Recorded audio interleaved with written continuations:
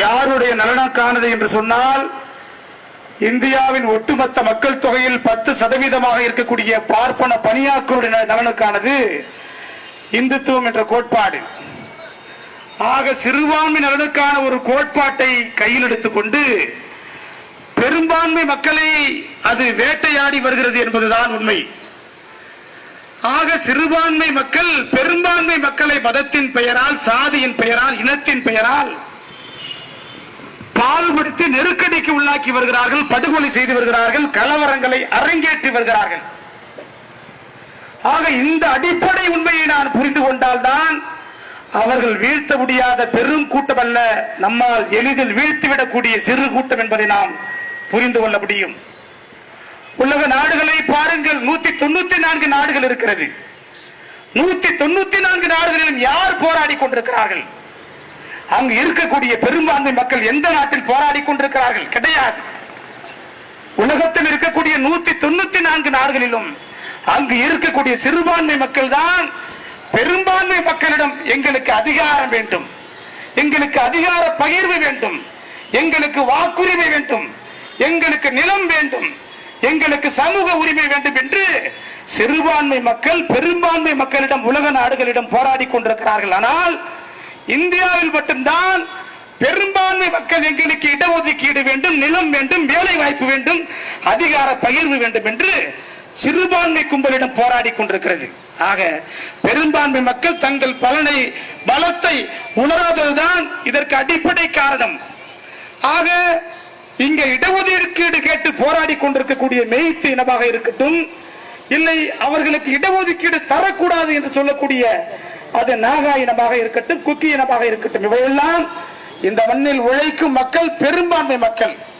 ஆக பெரும்பான்மை மக்களை காலம் காலமாக மோதவிட்டுக் கொண்டுதான் இந்த பாசிஸ்டுகள், பாஜக, சங் பரிவார் அமைப்பினர் தொடர்ச்சியாக தங்களுடைய அதிகாரத்தை தக்க வைத்துக் கொண்டிருக்கிறார்கள்.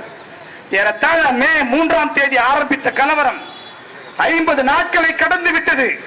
50 நாட்களை கடந்த பிறகும் இந்த ஆட்சியாளர்களால் அந்த கலவரத்தை கட்டுப்படுத்த முடியவில்லை என்று சொன்னால் உண்மை இதுதானா? கிடையாது.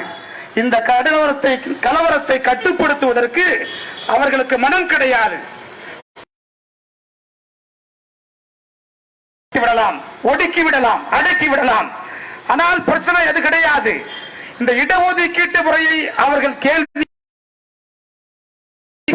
அவர்கள் தகர்க்கிறார்கள். அதுதான் அதற்கு அடிப்படை காரணம். இடஒதுக்கீட்டு வரலாற்றை பாருங்கள்.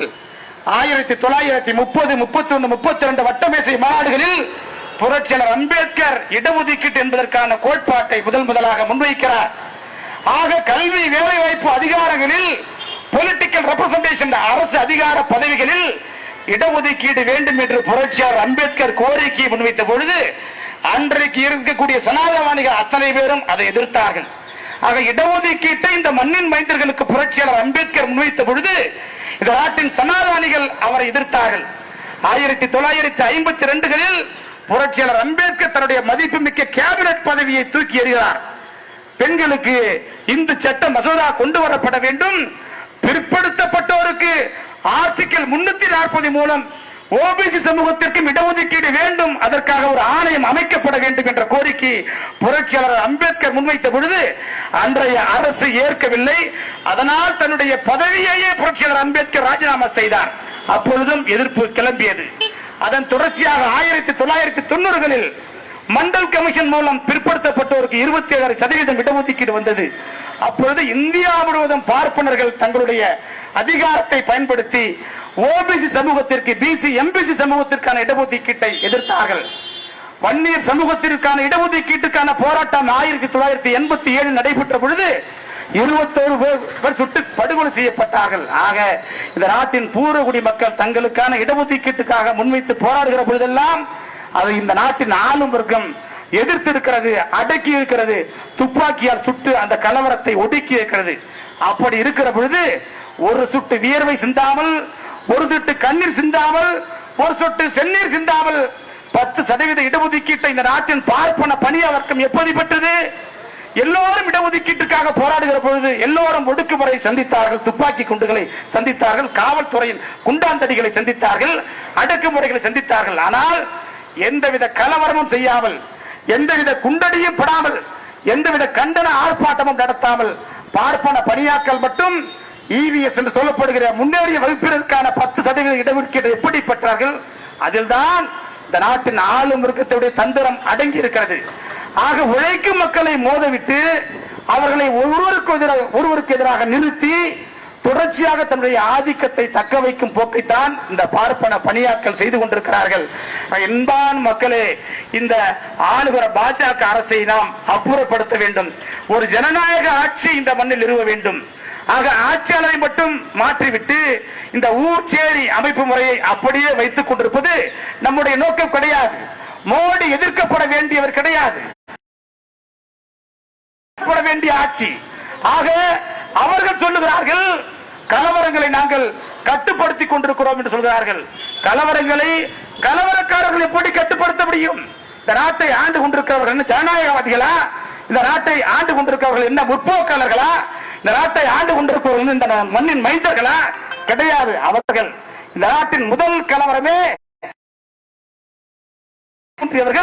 இந்த பார்ப்பன பணியா கும்பல். ஆக இந்த நாட்டின் முதல் தீவிரவாதத்தை அவர்கள் தான் துவக்கி வைத்தார்கள். காலம் காலமாக தொடர்ச்சியாக இந்த நாட்டின் ஒன்றோடு இணக்கமாக